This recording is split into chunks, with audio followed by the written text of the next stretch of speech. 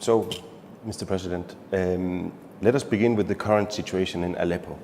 The last few weeks, terrifying pictures has come out from Aleppo. I mean, we see the residents of the rebel-held eastern part of Aleppo in a very dire situation.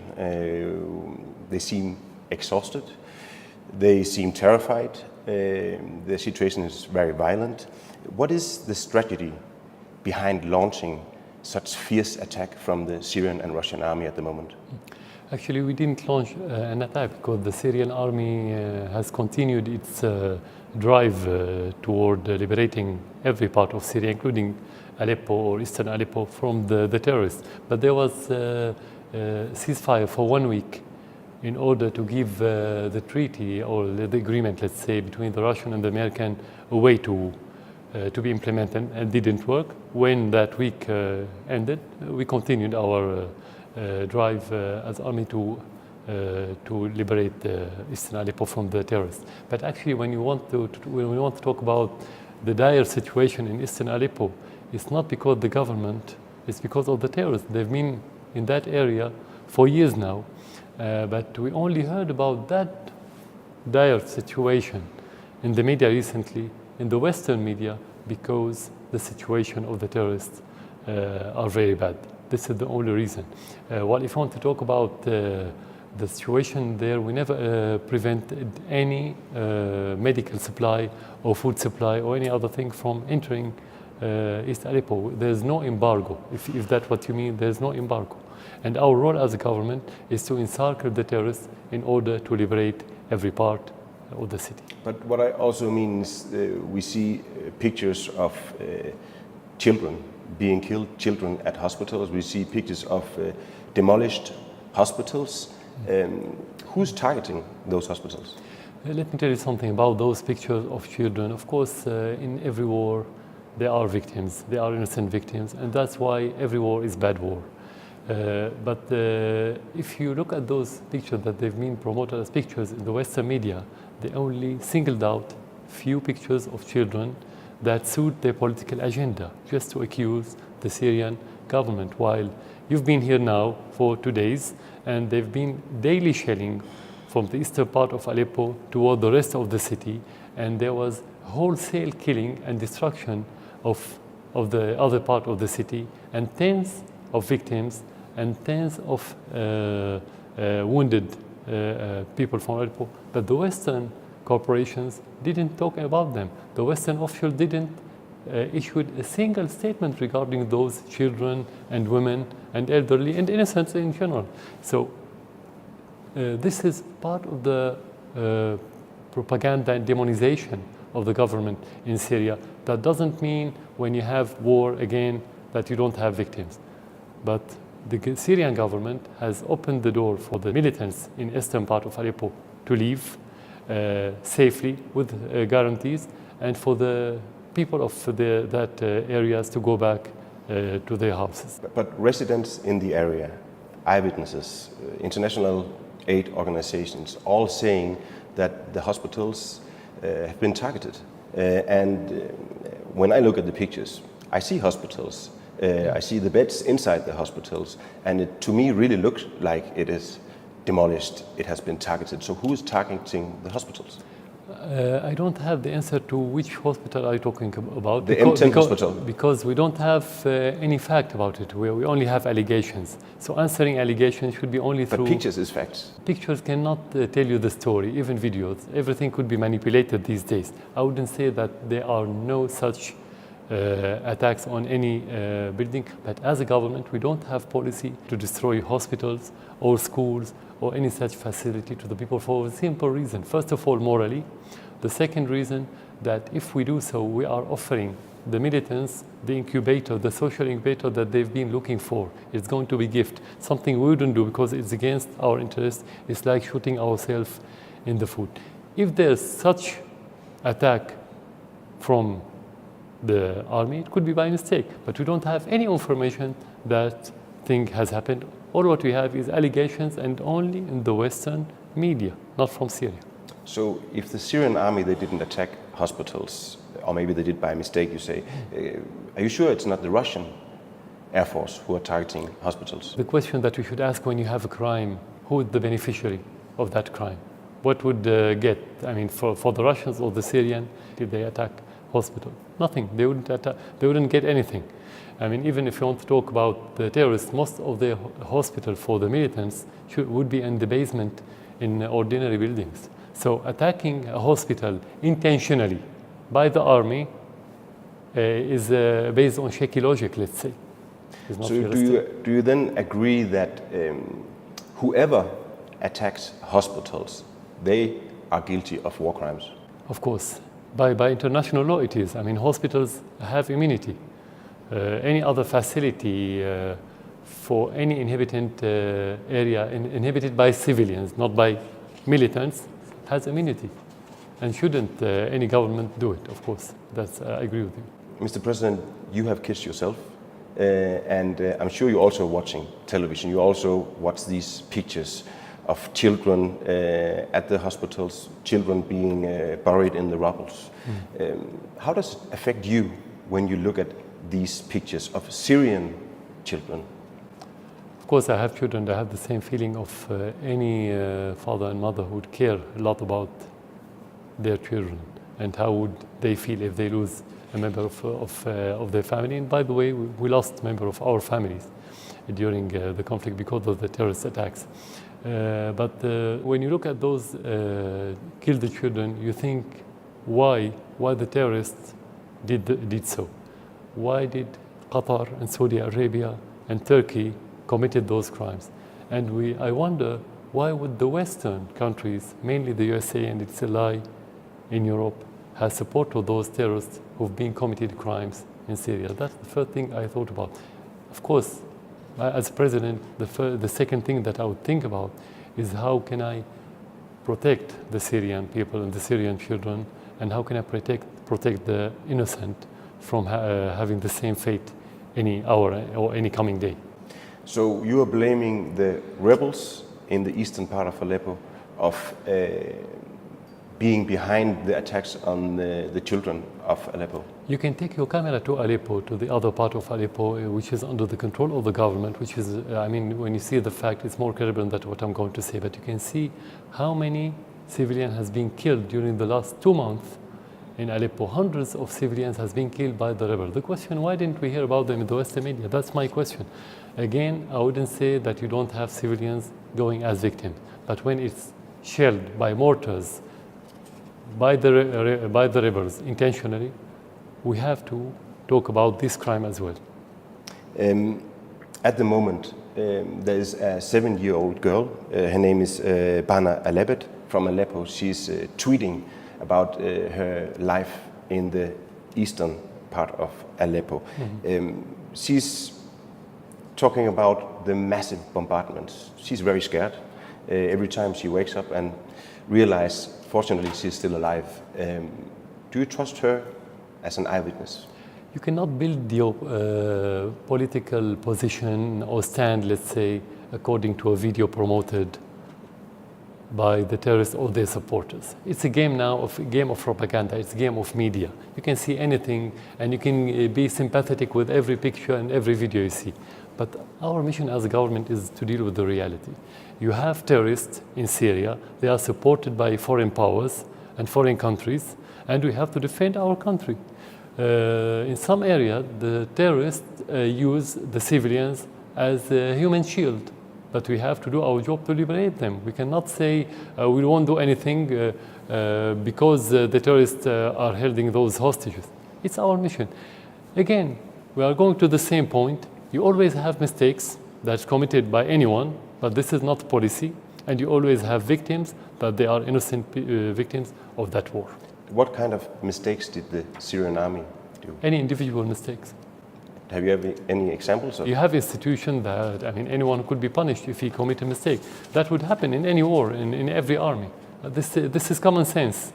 You have encouraged the civilians in the eastern part of Aleppo, and also actually the rebels, to leave the place. Yeah. You wanted to create a humanitarian corridor. Can you guarantee the safety of those civilians and the rebels if they leave the rebel-held part of the city? Exactly. That's what we announced a few days ago. And we announced it 2 months ago because we wanted the civilian to leave away from the terrorists. And how are you going to protect them? They are allowed to leave. It happened many times in many different areas in Syria.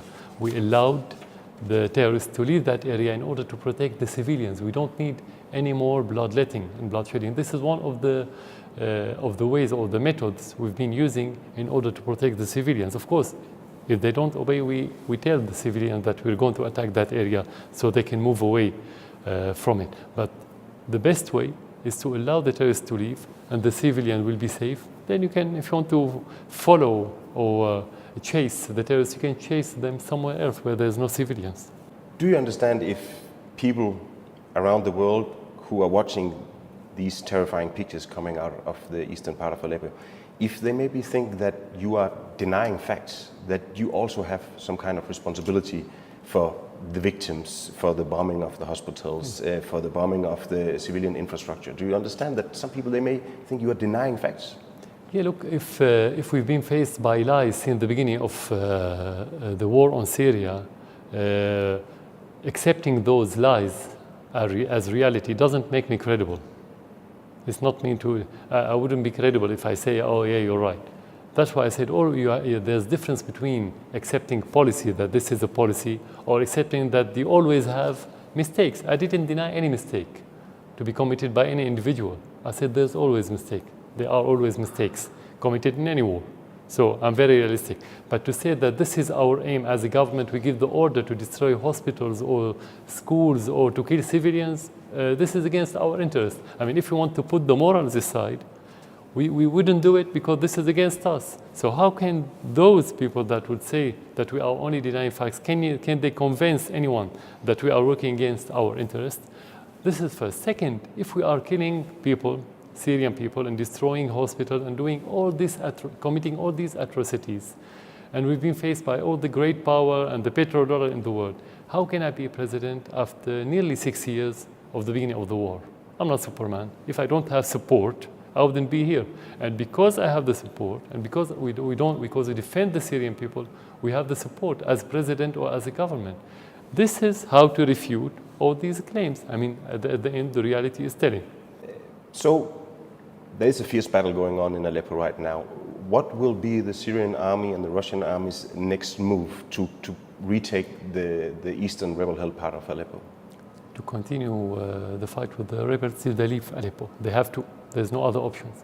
We won't accept that terrorists will take control of any part of Syria, not only Aleppo. This is our mission, and this is our goal, and this is our next step. So this intense way of warfare that we see right now will continue, that's what you're saying? No, if you have any other option, like the reconciliations in other areas, that's the best option, not the war.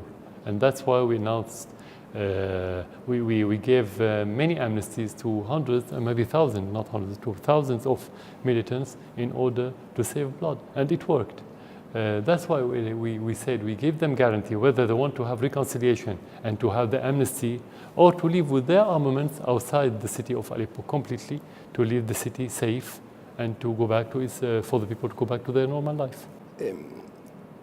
The United States, they stopped all bilateral talks with Russia about any kind of peace agreement. And the Russians, they said that they actually regret this. Do you regret it as well? We regret it, but we knew in advance that it wouldn't work, because the agreement is not only about the talk between the two great powers. It's not about what they're going to sign or agree upon. It's about the will. And we already knew, we had already known that the Americans didn't have the will to reach any agreement, because the main part of that agreement is to attack Al-Nusra, which is, according to the American list and to the United Nations list, is a terrorist group. But in the Syrian conflict, it's American card. Without the Al-Nusra, the American cannot have any real, let's say, and concrete and effective card in the Syrian arena. That's why we regret it, but we already knew that it wouldn't happen. But isn't it very difficult for the United States to separate the so-called moderate rebels and some of the more radical rebels? Isn't it very difficult when you are attacking the moderate rebels all the time? You are right. Do you know why you are right? Do you know the unicorn animal that, like horse, has a long horn? It's myth, and the moderate opposition is myth. That's why you cannot separate something that doesn't exist from something that exists. All of them have the same grassroots. The same grassroots used to be called Free Syrian Army 4 years ago, 5 years ago. Then it became Al-Nusra, then it became ISIS. So the same grassroots move from group to another group. That's why they cannot separate it, and they don't want. If this is reality, not a myth, they don't want, but they cannot because it doesn't exist. But why did you ask them to do it if it's not possible? Because they insisted that there is a moderate opposition, and the Russians told them, okay, if there is a moderate opposition, please separate those moderates from the extremists, and they didn't work because they don't exist. That's why. What do you think will be the consequences of the US suspension of the bilateral talks? I mean, until now, the Syrian and Russian army, they have avoided direct clashes with the US army. Yeah. Do you think that there's an increased risk of direct attacks between you and your allies and the US army? Many people are talking about the escalation if it didn't work or if it's not implemented, I mean the agreement.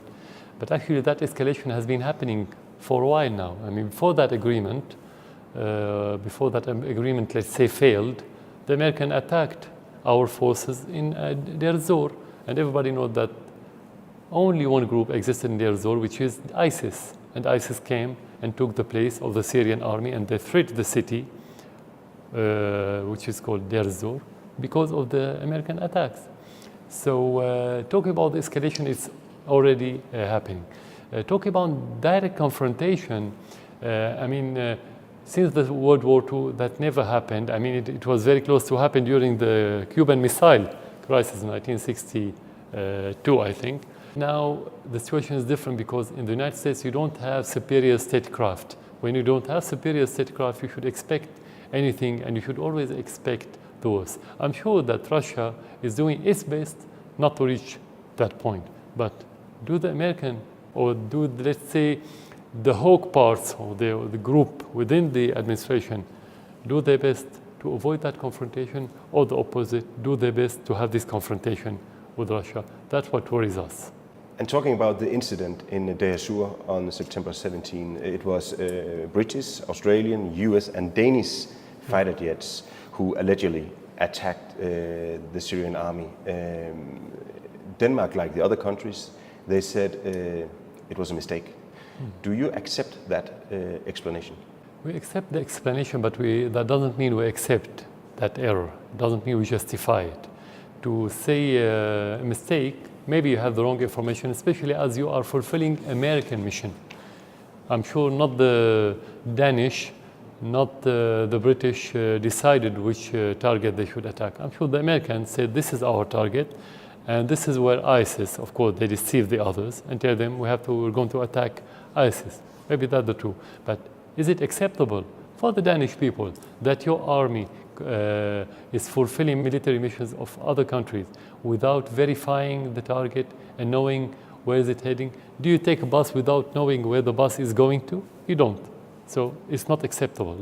Maybe it's a mistake, that's true, but the mistake is not acceptable. So do you think that indirectly Denmark, they were helping ISIS? In reality, they helped ISIS because of this attack, because they killed tens of Syrian soldiers who were defending the city of Deir ez-Zor from being under the control of ISIS, and now ISIS took that hills that overlooked the city, so they could be able someday to take control of Deir ez-Zor because of that attack. And you think that the US, they did that on purpose, and Denmark, they helped them without knowing?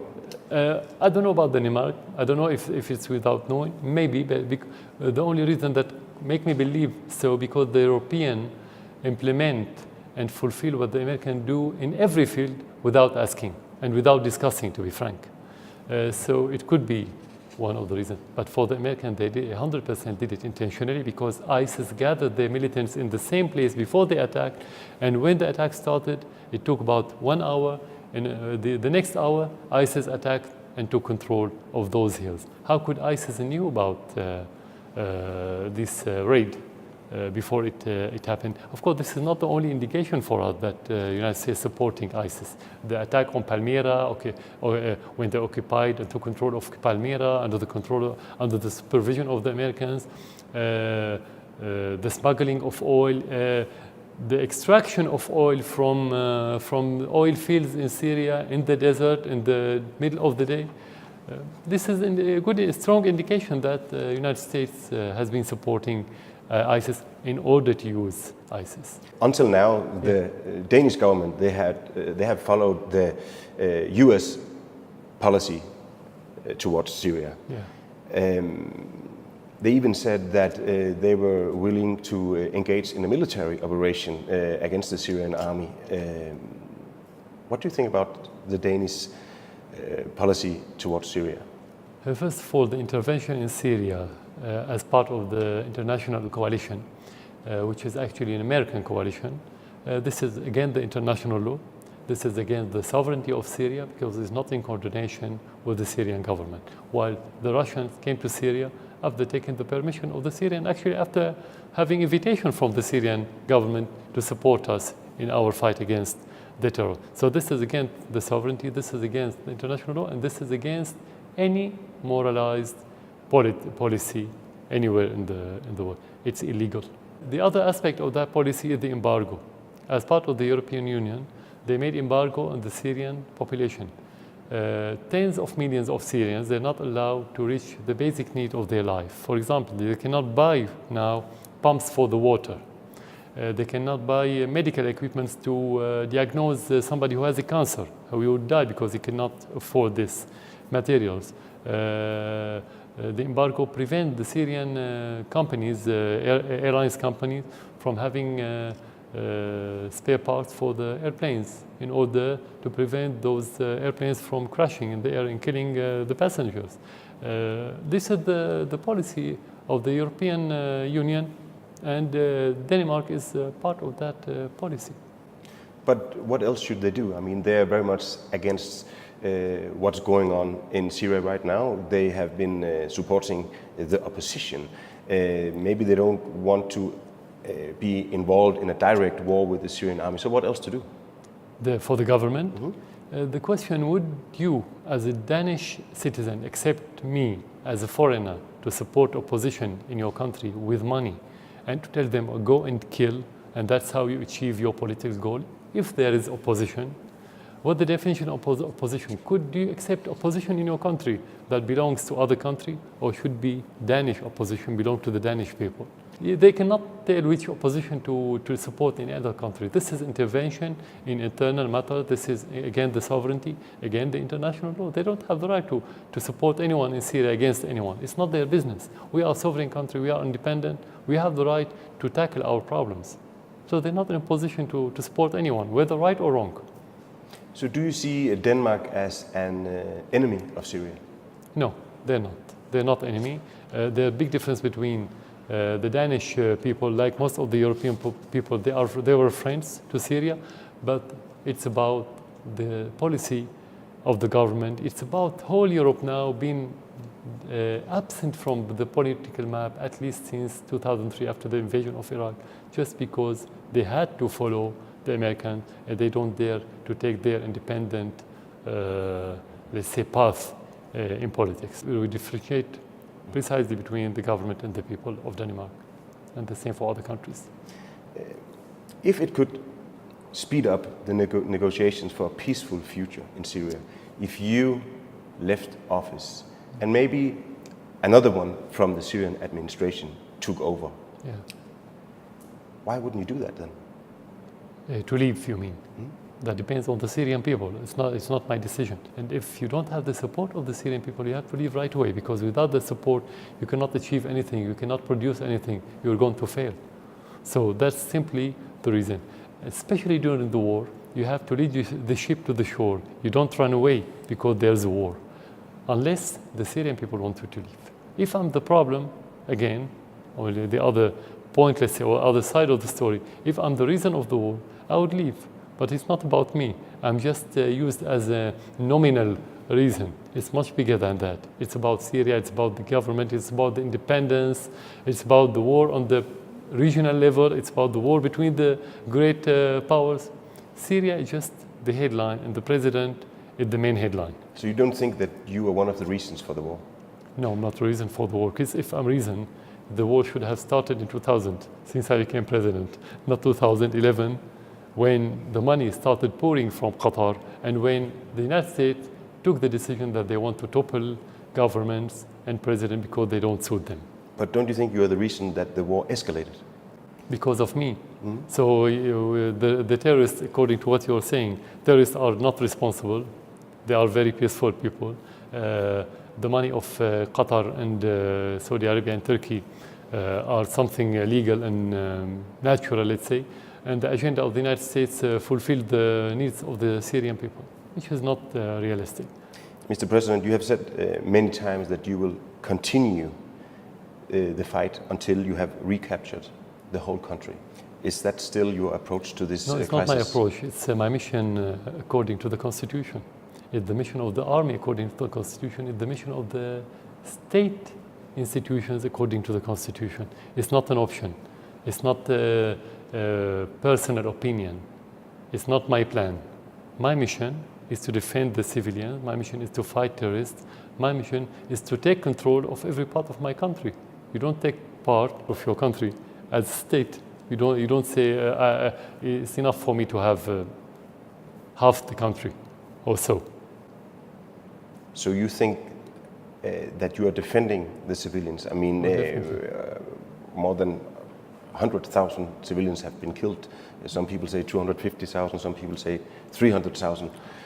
Do you think you are defending the civilians in Syria? The majority of those that you're talking about, the victims, are supporters of the government, not the opposite. Another part which is unbiased, not in the middle. It doesn't belong to the government or to the other. So the majority are supporters. So of course I'm defending the civilians. Again, otherwise, if I'm killing the civilians, as the propaganda would promote for 4 years, I wouldn't be here as president. I cannot withstand for nearly 6 years. Last question, Mr. President. Do you believe in a diplomatic, political solution, or do you, deep inside your heart, know that this is going to be a military solution, and that is really what you want? Neither. Because when you have problem, you have solution. You don't have kind of solution. But the problem itself will tell you how many aspects of that problems you have. For example, if I believe in political solution, but you have terrorism, you cannot have political solution because you have chaos. If you have chaos, this is the antithesis to anything natural, including the political process. So you need first to fight terrorists in order to reach political solution. So in reality, you have to follow both paths, the military and the diplomatic or the political, because they are related to each other. So it's not about my belief, it's not what I believe, it's what the requirement of this conflict to be solved. So you don't define it. The whole circumstances defined. For example, regarding the terrorists, it's not only about military solution, it's about the adjacent countries and the Western countries stop supporting the terrorists. If they stop supporting them, the military aspect of that solution will be marginalized. It won't be important because they will be weak. You will give a chance to more political initiatives in that regard. If they support them more, actually what's going to happen is the opposite. The political solution or path will be marginalized. So it's not about what I believe in. It's I wish we can solve everything politically. I wish. That's what I think is suitable. But it's not about what I wish. It's about the facts on the ground. Thank you very much, Mr. President. Thank you for coming.